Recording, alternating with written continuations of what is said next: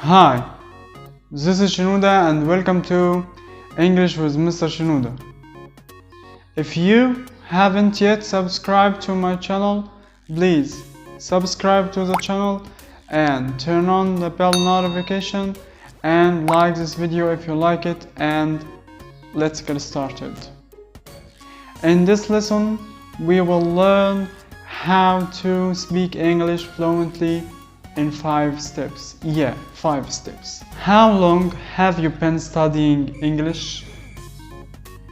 And do you find it difficult sometimes, even though you study hard, to talk in English or fluently in English? Do you study lots of vocabulary and grammar, but you find it difficult when you make sentences while you speak? In this lesson, we are gonna talk about English fluency and how you can change your situation with English fluency when you speak. Part 1. What is fluency? Sometimes when people talk about fluency, they just mean speaking a language well. And for some other people, speaking English fluently means having a good general level in English. However, fluency is more specific than that. Fluency means to speak English easily and smoothly without stopping and without hesitating. There are 2 sides to fluency. One side is physical. Your mouth needs to produce and connect English words in fast, smooth way. The other side is mental. Your mind needs to find the correct words and build in a whole sentence correctly and smoothly, and of course quickly. To improve your English fluency, you need to work on both sides, the physical and the mental. Part 2.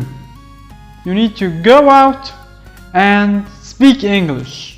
There are many things you can do to improve your English fluency. However, if you want to be fluent in English speaking, there is one thing you can do. You have to do, very important.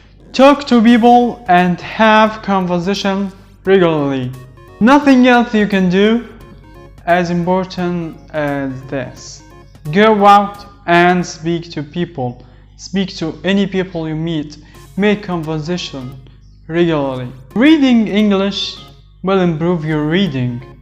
Listening to English will improve your listening. Speaking English, of course, will improve your speaking. There's no other way. Speaking is a solution to speak English well, fluently. Speaking English is a practical skill.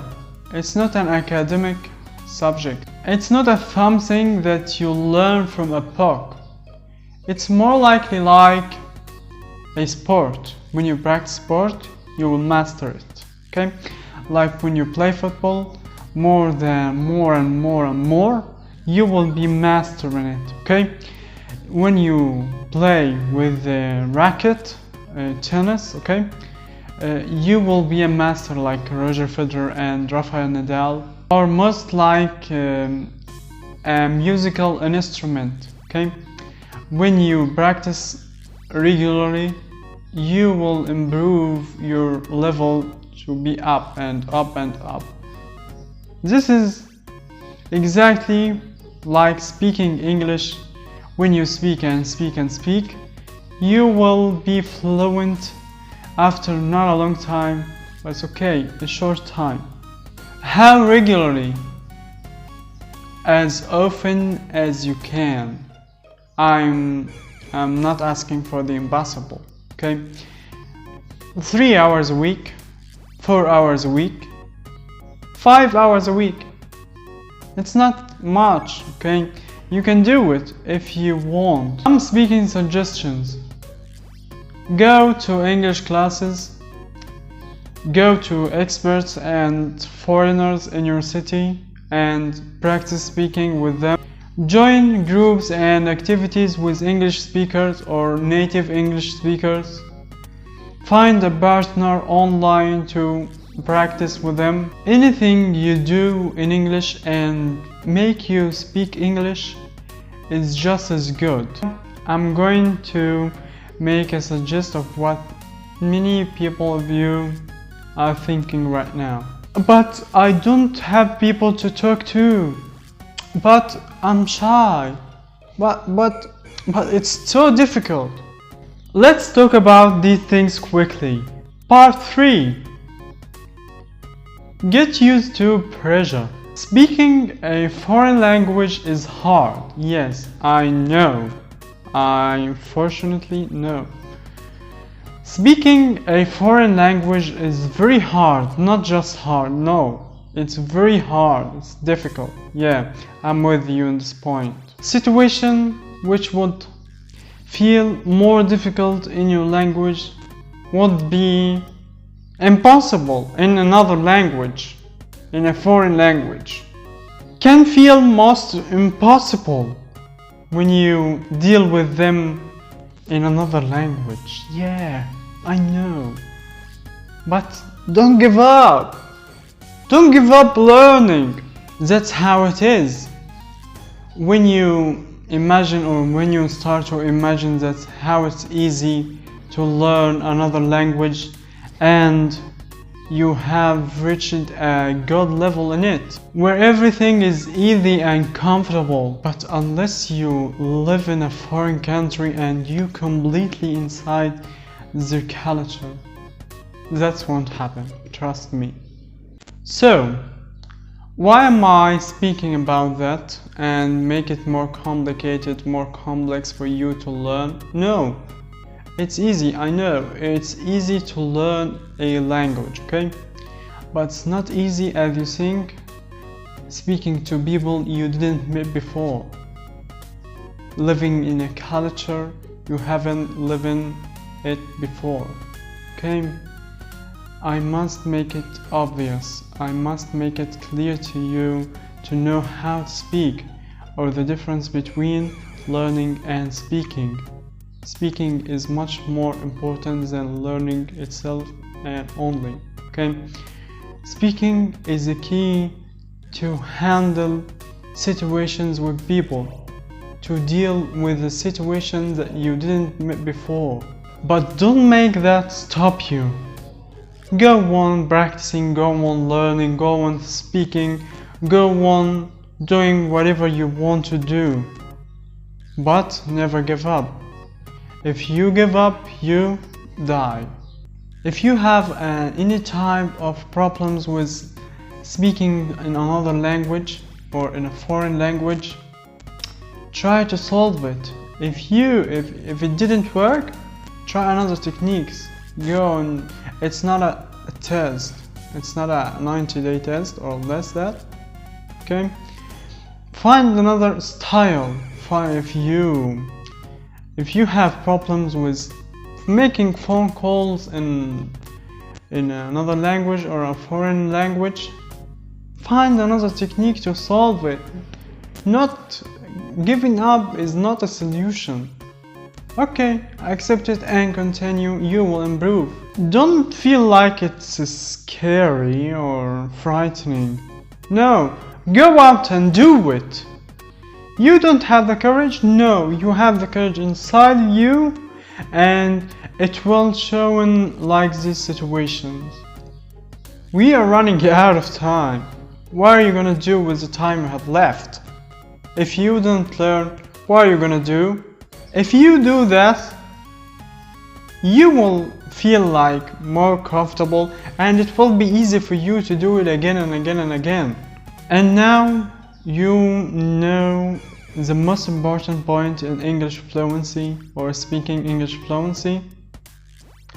But what if there is another point you have to know? Let's go and see them in part 4. Yeah, it's waiting for us. Part 4 is waiting. Let's go! Part 4 is about speed reading. Yeah. Find the text.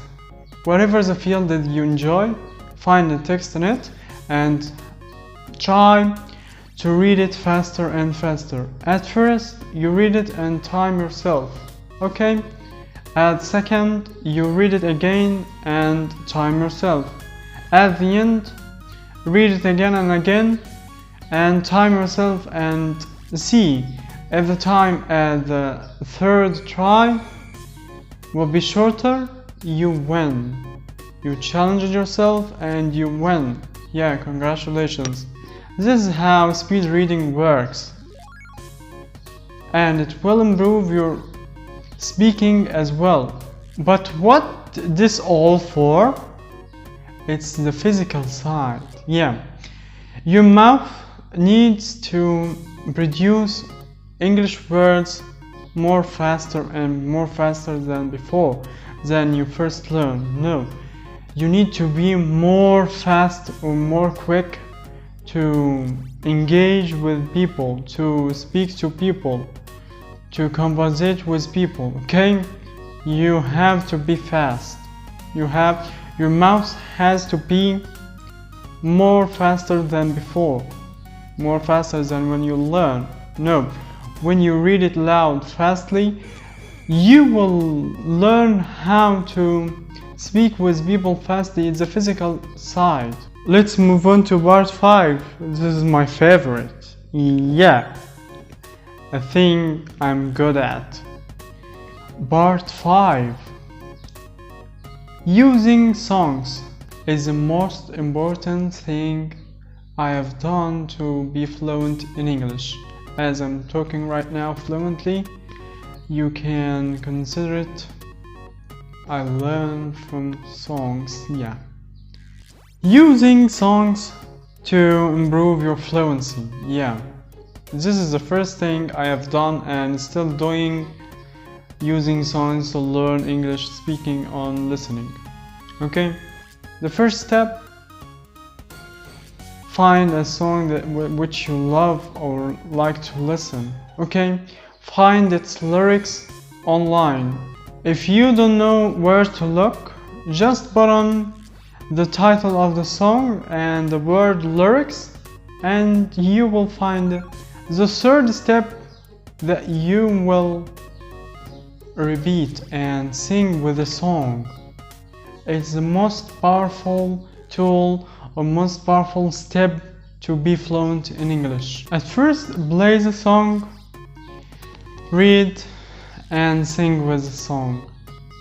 Yeah, that's what I've done. That's what I like to learn English. Okay, this way is more important than whatever you learn. Okay, if you are boring to learn English from textbooks and the grammar books and whatever, change the way and move on to our way, my way of learning English or to be fluent in English. Speed reading and singing songs are good for the physical side of fluency.